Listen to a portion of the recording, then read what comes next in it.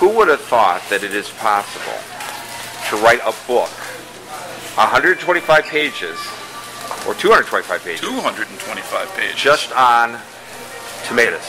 Well, I thought about it for years before I did it, and I guess I started with these little plum tomatoes. They're like what you make sauce out of, what you make soup out of, and I couldn't believe how many dishes and how many cuisines all over the world were made with just this.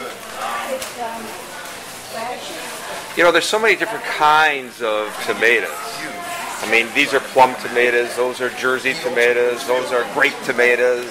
How do you know what kind? I think they want to confuse you. Really, you basically want to know about a few basic kinds of tomatoes. You want to know about these little plum tomatoes. This is for sauce. If you were going to make ketchup, which is fabulous, by the way, you're going to make ketchup with this.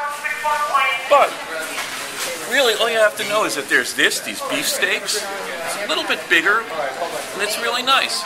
It's good flavor. It's a good tomato.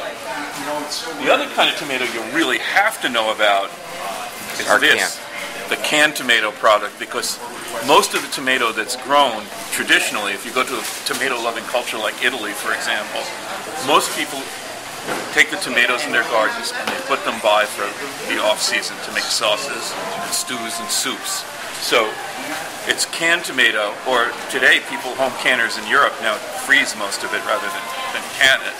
So that's basically what you have to know. Well, the one thing I've noticed, whether it's here at Delicious Orchards in Colts Neck, New Jersey, or at the local grocery store, the canned tomatoes are all the same size. The cans are exactly the same size. This is a personal pet peeve of mine that has been going on since I was 10 years old. And I was canned tomato shopping with my dad when we were attempting to make some kind of stew. I think probably some kind of cacciatore dish. And it's a real problem. I suggest you save an empty jar, maybe an applesauce jar.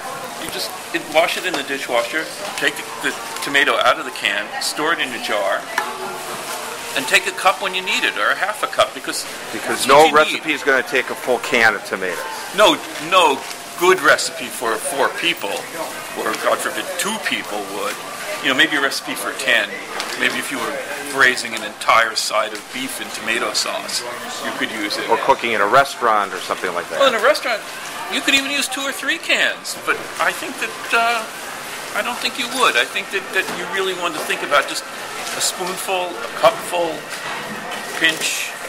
Now, one of the things I notice about your book is sometimes the tomato is a garnishment for another dish. Yeah. Sometimes another food is a garnishment for the tomato. Yeah. But the tomato's always, somehow the tomato's always there. I never thought of it that way. You know, when you write a cookbook, you think about the recipes one way when you're writing them, but you think about them another way when the editor is editing them and the readers are cooking them and writing to you, and you get a lot of surprises. I didn't notice that pattern at all, but you're maybe the 50th person who's told me. So it was not conscious when you wrote it? No, not at all. But obviously it's a correct observation because other people have made it as well. It's a very solid observation. And the other observation people always make is that they're surprised by cuisines that I take for granted. You know, I live in a place where there's lots of Indian restaurants, so to have curried tomatoes is could be a normal special at a local restaurant. We have over 5,000 African immigrants in Middlesex County, New Jersey, so I'm finding that I go to African restaurants more often than most people would, and I get tomato dishes there. So cuisines that would surprise me, cuisines that would surprise many people don't surprise me. You know, one of the things that I find quite interesting is that I could take your book and I could probably prepare a different meal involving or starring tomatoes every single day. Well, yeah, I worked really hard to make the recipes more simple. In my previous book, A World of Dumplings, my wife complained that many of the recipes were too complicated for her. She grew up in Italy in a passionate cooking family. So I had to really work on simplicity. And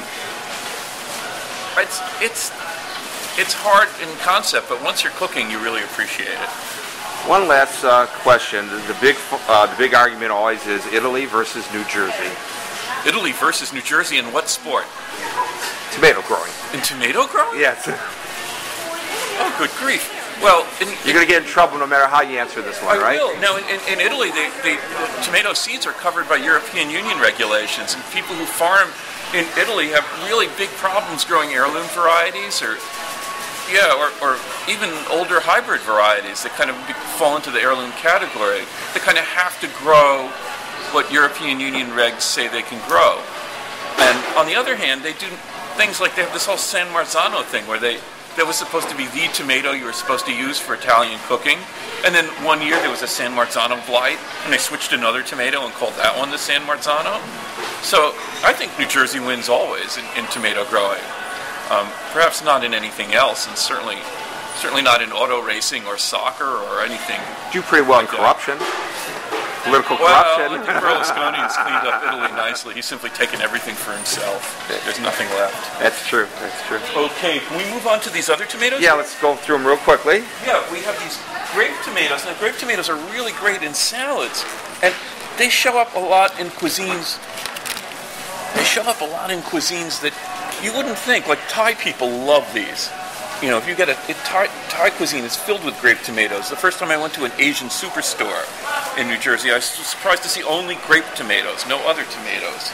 And that's because they fall in Thai, Malaysian, You know what I like Singapore. about grape tomatoes? What's that? I can snack on them. Just put them out and snack on them. Just eat them as is. I'll have to do that. I snack. See, for me, I have a different perspective. For me, 2 or 3 of these would be a snack. These are ugly.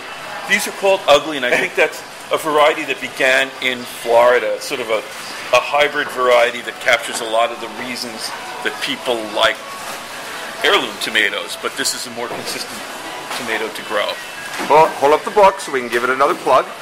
It's called the Too Many Tomatoes Cookbook. The Too Many Tomatoes Cookbook, and I took every photo in it, I wrote every recipe in it, and my wife and I both ate every dish.